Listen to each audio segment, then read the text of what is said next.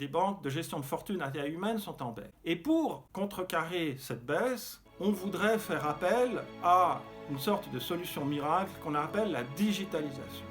Alors, cette digitalisation, est-ce que c'est quelque chose de concret ou est-ce que c'est une chimère? Alors tout d'abord, il faut définir qu'est-ce que c'est que la digitalisation. En français, numérisation. La digitalisation, c'est tout simplement le fait de transformer des processus qui étaient matériels, c'est-à-dire sous forme de papier dans la banque, de les transformer sous forme électronique, de telle façon qu'on supprime le papier. C'est ça la digitalisation. Mais est-ce que c'est quelque chose de tellement nouveau? La réponse est absolument non. Si on remonte à l'histoire de la banque, on pourrait dire qu'on a commencé à dématérialiser dès le Moyen-Âge avec les inventions du trafic des paiements à longue distance. On avait déjà commencé à dématérialiser les convois en or, par exemple. Mais laissons cela et on voit que déjà au XIXe siècle, on commence à utiliser le télégraphe. Après, on a eu le téléx.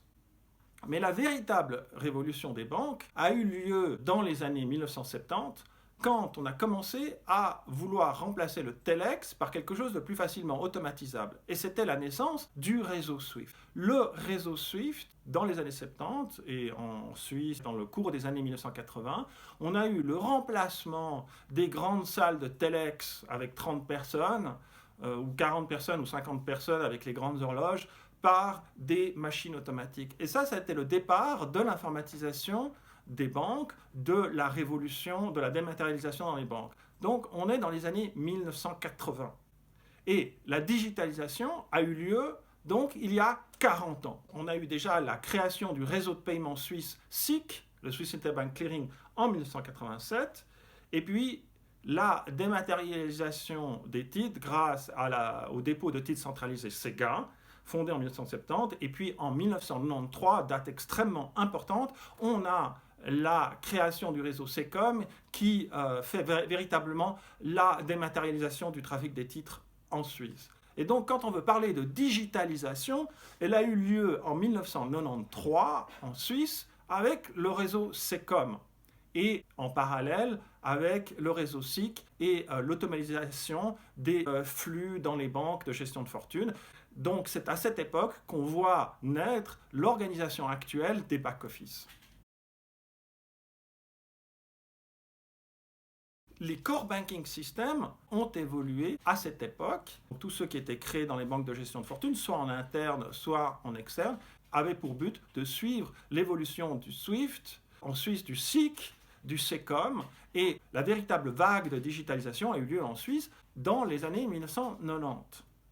On a eu ensuite la bourse électronique, et puis les connexions aux différents brokers, et ensuite on a eu les dépositaires, les grandes maisons de dépôt de titres, aussi internationales, qui ont commencé à fournir des services. Ça, c'est la digitalisation. Alors, ce qu'on appelle la dématérialisation, c'est quand on a un titre, et que ce titre n'est plus sur papier, et qu'il est devenu un jeu d'écriture, donc il est purement virtuel. Donc, la dématérialisation des titres a joué un rôle très important dans la digitalisation. Et aujourd'hui, où est-ce qu'on en est? Eh bien, qu'est-ce qui a changé depuis les années 1990? On a eu le développement du World Wide Web dans les années 1990, et donc on a eu la naissance du home banking, et puis des services Internet de la banque à la fin des années 1990. Et puis, à partir de là, on n'a plus eu grand-chose de nouveau, mis à part en 2007, on a eu l'iPhone, et puis plus tard, en 2010, on a eu les tablettes électroniques avec l'iPad et les concurrents, avec l'Apple iPad et les concurrents, par exemple de Samsung. Mais fondamentalement, depuis 2010, il n'y a rien de nouveau. La digitalisation, aujourd'hui, c'est une immense tarte à la crème.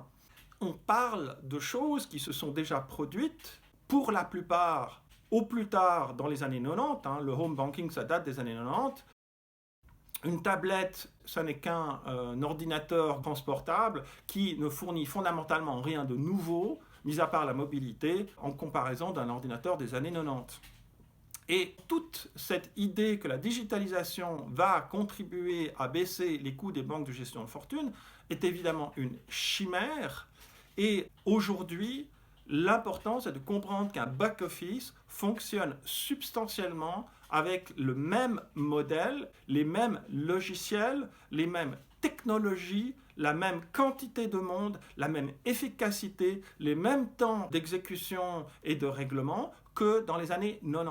En 20 ans, on n'a pas fait de progrès. Le core banking system, qui sont actuellement en service en Suisse, soi-disant être les plus modernes, de dernière génération, etc., datent des années 1990. Donc on parle de matériel qui a déjà 20 ans. Et 20 ans en termes informatiques, c'est une énorme période de temps.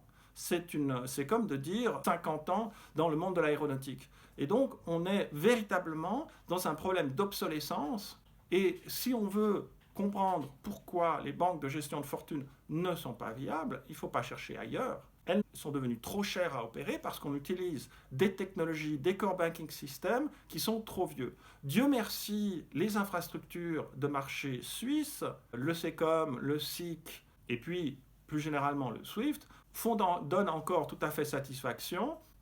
Donc on utilise un réseau de rails qui fonctionne, mais nos locomotives et nos wagons sont complètement obsolètes. Alors, la solution qui a été adoptée récemment, c'était de dire, eh bien, puisque en interne on ne sait pas faire, et puis nos core banking systems sont trop vieux et nos banques coûtent trop cher, on va outsourcer. Le problème, c'est que certaines banques genevoises s'en sont aperçues, elles ont fait une première expérience avec le prestataire A, elles n'étaient pas contentes de l'externalisation chez le prestataire A, donc elles ont été chez le prestataire B en essayant de se sortir du prestataire A et d'aller chez le prestataire B. Mais si le prestataire B ne fait pas l'affaire, il reste encore peut-être le prestataire C. Et puis si le prestataire C ne fait pas l'affaire, on aura fait le tour du marché et qu'est-ce qui reste? Il n'y a plus qu'à vendre. Et la crainte qu'on a, c'est que beaucoup de banques de gestion de fortune à taille humaine à Genève subissent le sort du journal de Genève, qui avait eu le problème dans les années 80 et 1990 que ses rotatives et son impression lui coûtaient trop cher. Les journalistes ne voulaient plus s'occuper de cela et donc ils avaient outsourcé à l'époque à un groupe de presse qui était à l'époque le groupe Edipresse. Et évidemment, qu'est-ce qui s'est passé au bout du chemin? Il y a eu la fusion entre le Journal de Genève et le Nouveau Quotidien d'Edipresse, et puis le Journal de Genève a disparu corps et biens. Et malheureusement, si l'on regarde la direction naturelle, la pente naturelle, si un certain nombre de banques à taille humaine continuent à suivre le chemin qu'elles suivent actuellement, eh bien, au bout du chemin, il n'y a qu'une chose, c'est la liquidation de la banque ou la fusion avec une banque plus grande qui aura repris le back-office et donc on aura sans doute de nouveaux gérants externes et tout simplement une consolidation des banques de gestion de fortune à Genève au profit des quelques banques qui auront eu l'intelligence et la prévoyance de conserver leur back-office, de garder la maîtrise sur leur propre système d'accès au marché. Ces banques-là survivront, les autres, tout simplement, fusionneront ou seront liquidées, ou bien elles changeront de raison sociale et se transformeront en société de gestion de fortune. Je vous remercie.